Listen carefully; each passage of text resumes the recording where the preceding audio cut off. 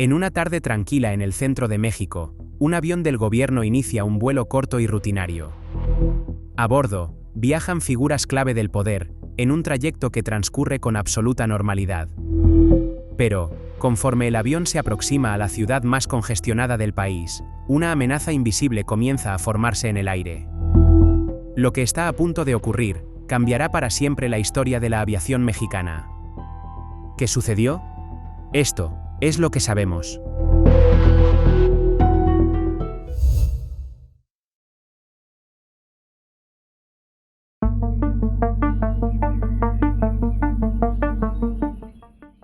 ...4 de noviembre de 2008. Nuestra historia de hoy comienza en el Aeropuerto Internacional de San Luis Potosí, en el centro de México. Son alrededor de las 5:30 de la tarde. El movimiento en el aeropuerto es moderado, con algunos vuelos comerciales preparándose para sus últimos despegues del día, mientras la tarde avanza lentamente y el sol comienza a descender sobre la plataforma.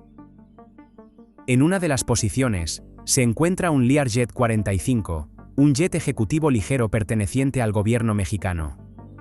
Este Learjet no es un avión cualquiera, sino una aeronave utilizada con frecuencia para transportar a altos funcionarios del Estado en trayectos rápidos entre distintas ciudades del país.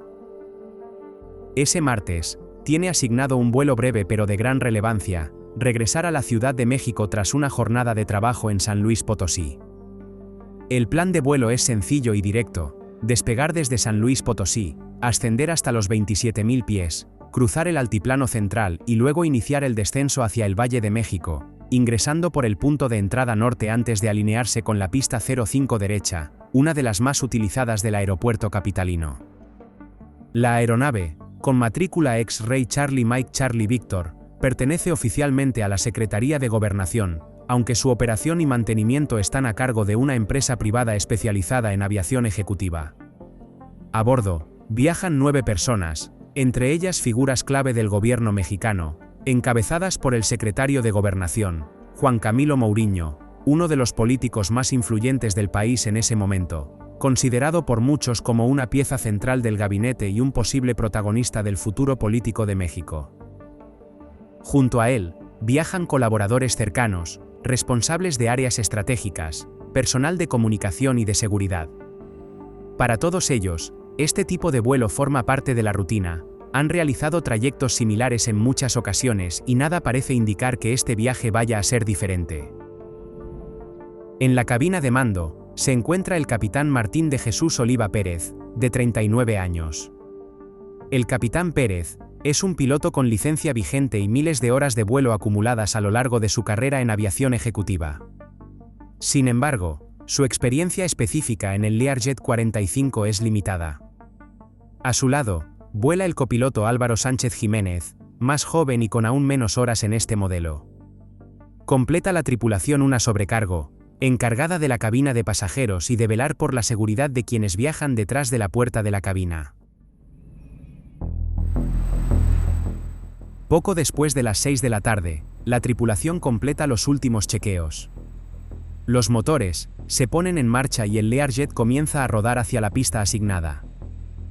Desde el interior, el ambiente es tranquilo, los pasajeros conversan entre ellos, revisan documentos o simplemente esperan llegar a la capital tras una jornada intensa. A las 6:04 de la tarde, el Learjet 45 se alinea en la pista y comienza a acelerar con decisión.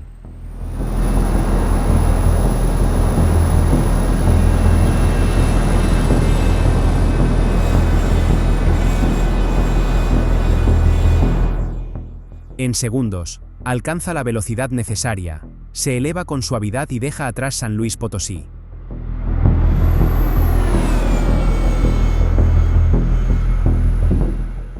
El ascenso es limpio, sin vibraciones ni anomalías.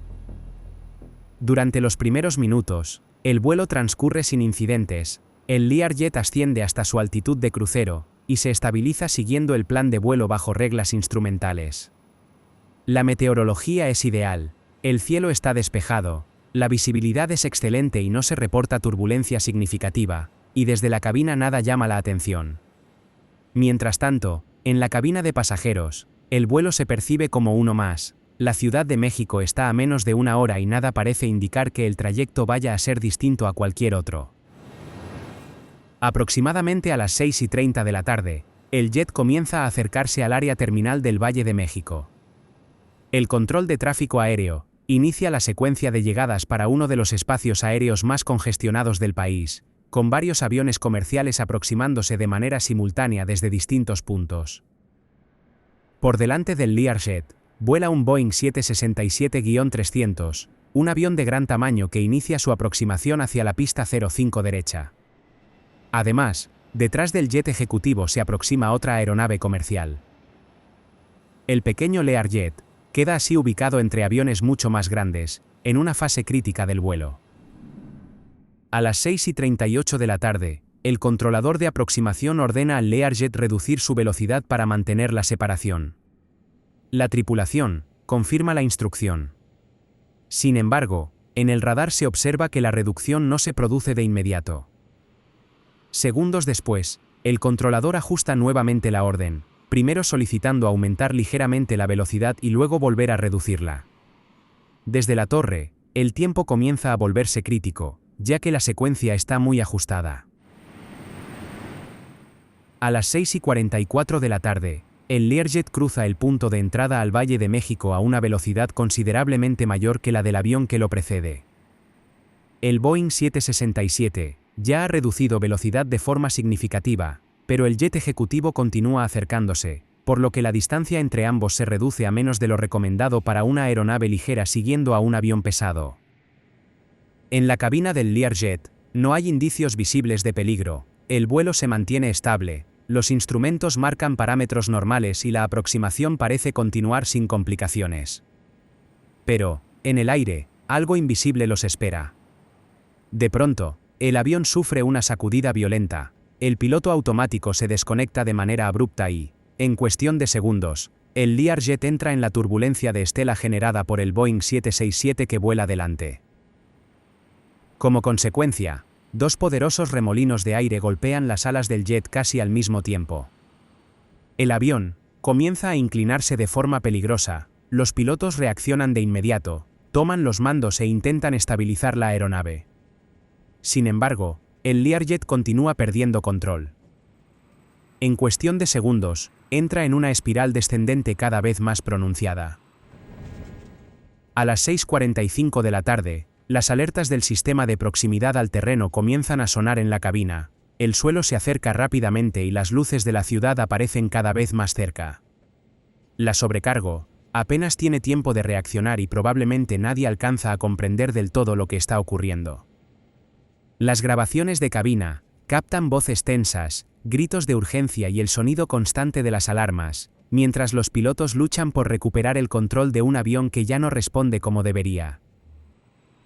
Un minuto después, a las 6:46 de la tarde, el Learjet impacta violentamente contra una zona urbana en Lomas de Chapultepec, en la Ciudad de México.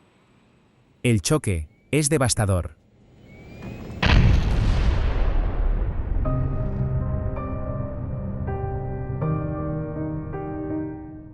La aeronave se destruyó al instante y una gran explosión envolvió el área, incendiando vehículos y dañando edificios cercanos.